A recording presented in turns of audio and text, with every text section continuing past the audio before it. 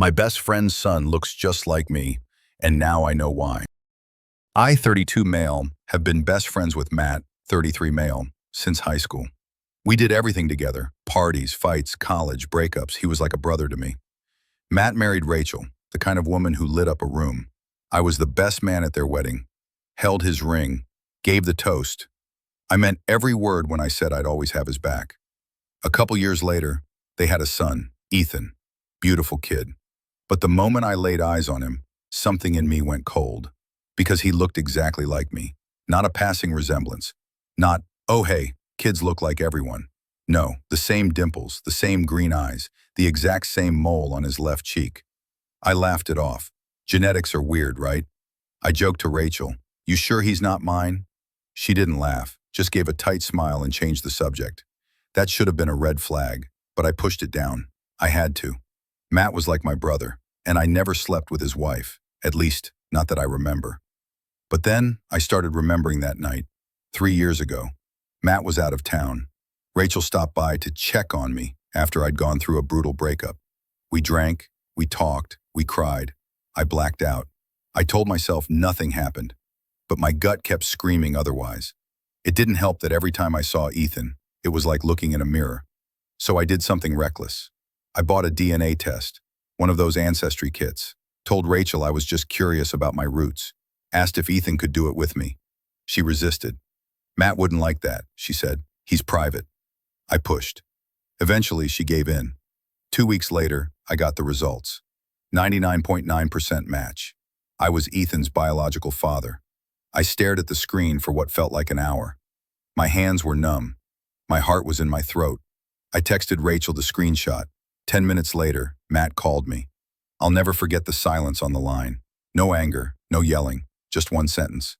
I know. She told me everything. Click. He hung up.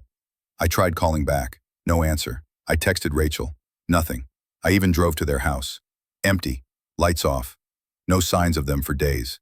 At first I thought they ran. Maybe Matt left her. Maybe he took Ethan and disappeared. But it was worse. Far worse. A week later, I got a call from a mutual friend who still lived near them. Hey, have you seen the news? I turned on the TV. Local breaking news. Police tape. A house in the suburbs. Matt's house. They found 3 bodies inside. Matt, Rachel, Ethan. The details were horrifying. Authorities say Matt left a handwritten note, a long, rambling message about betrayal, family, and losing everything. He'd found out a few days earlier. Rachel confessed after I sent the test. The police believe he killed them both while they slept, and then himself. And he blamed me. The whole letter was about me. The media never released the full contents, but one line the press leaked still haunts me. I had one person I trusted. One, and he took everything. My dad vanished 20 years ago. I finally found out the truth, and I wish I hadn't. When I was 7 years old, my dad disappeared without a trace. He told my mom he was going out to get gas before work, and he never came back.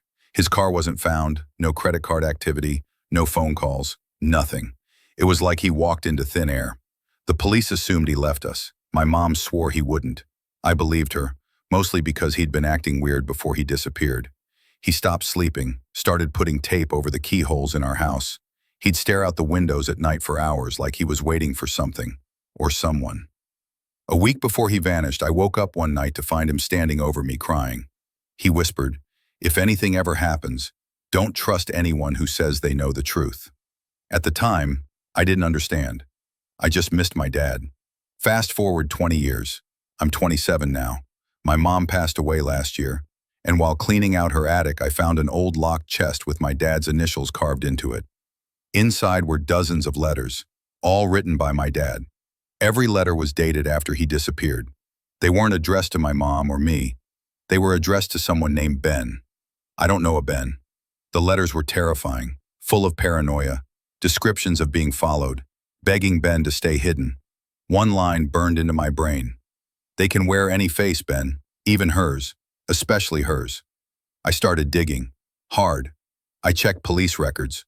There had been an unidentified body found 2 states over just weeks after Dad vanished. Burned. No ID. They closed the case.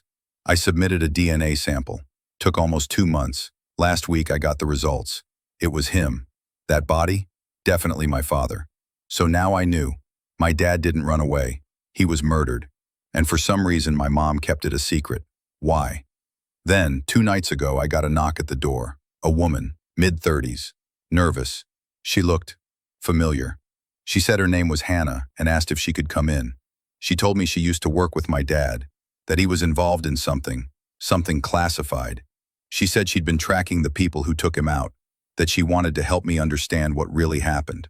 Then she handed me a photograph. It was me, at maybe 10 years old. Except, I wasn't alone. I was standing next to a boy who looked exactly like me. Same eyes, same face, like a twin I didn't know I had. My blood ran cold. "Who is that?" I asked. She looked me dead in the eye and said, "That's Ben, your brother. The real you." I laughed. I told her I didn't have a twin. But then she said something that made my stomach flip inside out. "Tell me something honestly. What's your earliest memory?" And I froze, because I didn't have one. Nothing before age 7. Just waking up one day in a hospital bed after a bad fall no one ever explained. Hannah leaned in close and whispered, "You're not who you think you are. You're a replacement, a copy."